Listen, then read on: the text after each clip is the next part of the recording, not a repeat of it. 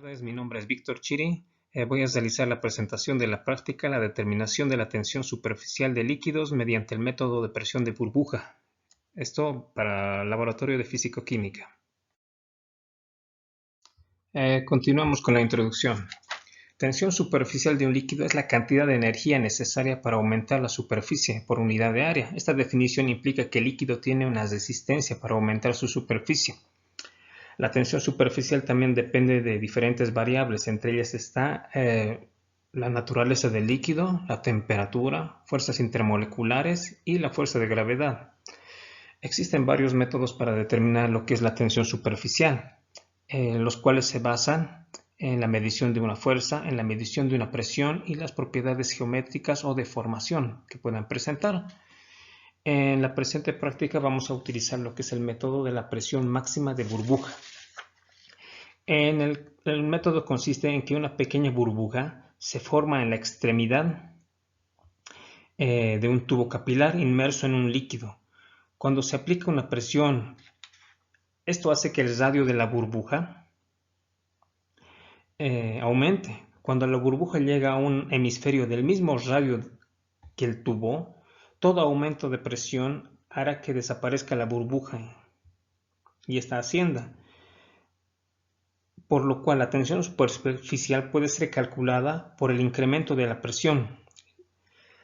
Al conocer lo que es el radio del capilar y su profundidad, y conocer también la presión hidrostática y la presión máxima que aplicamos, podemos calcular lo que es la tensión superficial. Las unidades de la tensión superficial en el sistema internacional son el newton sobre metro. Experimentalmente suelen ser presentadas como un valor en el orden de 10 a la menos 3 newton metro. Determinar la tensión superficial de líquidos puros con el método de la presión de burbuja.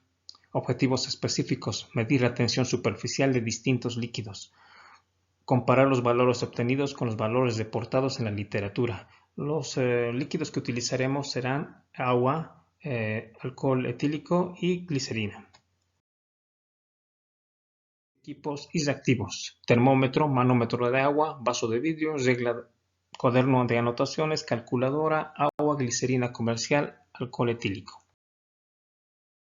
Desarrollo experimental. Inicialmente se conectará un manómetro a un tubo capilar, el cual se introducirá en un líquido. Se colocará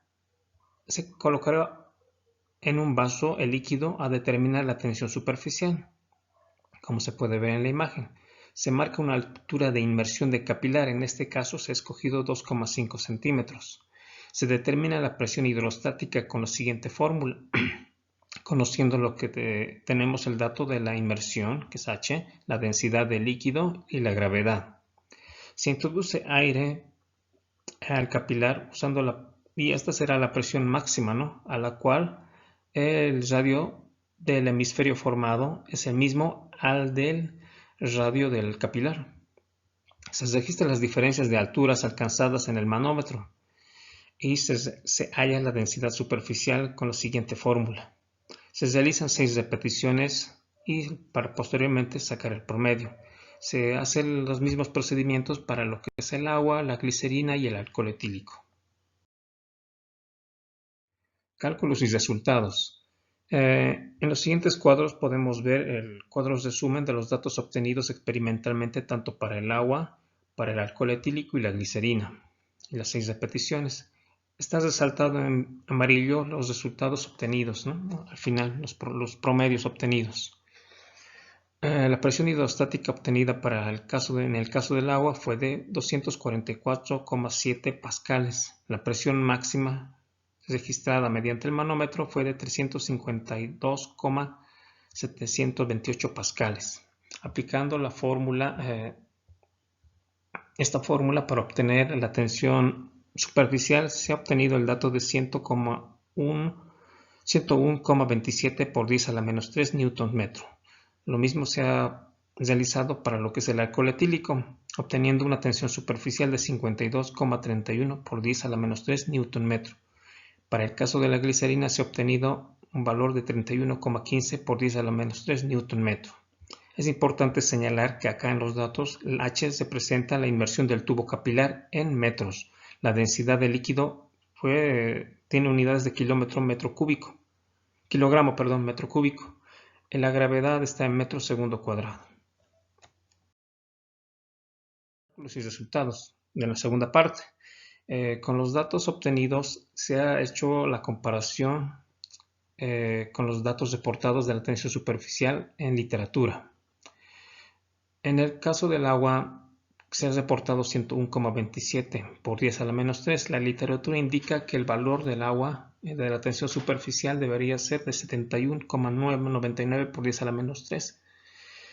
Se ha reportado un error experimental de 40,67%.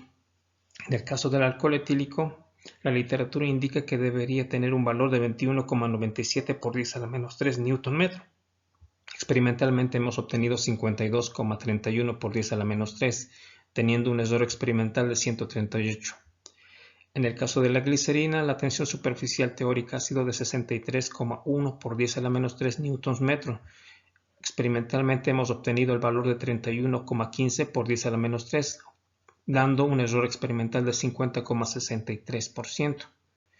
En el caso del alcohol etílico es un valor de error experimental muy alto, el cual puede deberse a errores durante la práctica o tal vez a que el método no es muy preciso.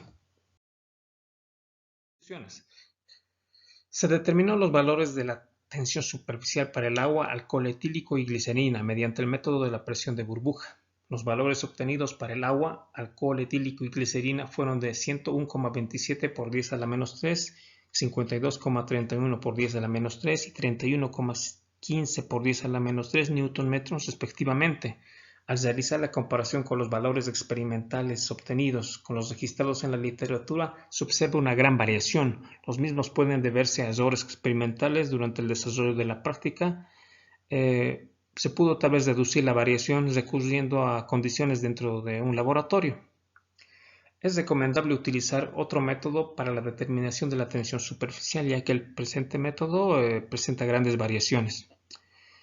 Se pudo evidenciar también en literatura que experimentos desarrollados bajo similares condiciones reportaron mejores resultados. Nuevamente se menciona que pudo deberse tal vez a que se utilizó un capilar con un radio muy grande, ¿no? Tal vez realizándolo con un capilar de menor diámetro se puedan obtener datos un poco más cercanos a los teóricos o en su defecto presentar menos variación.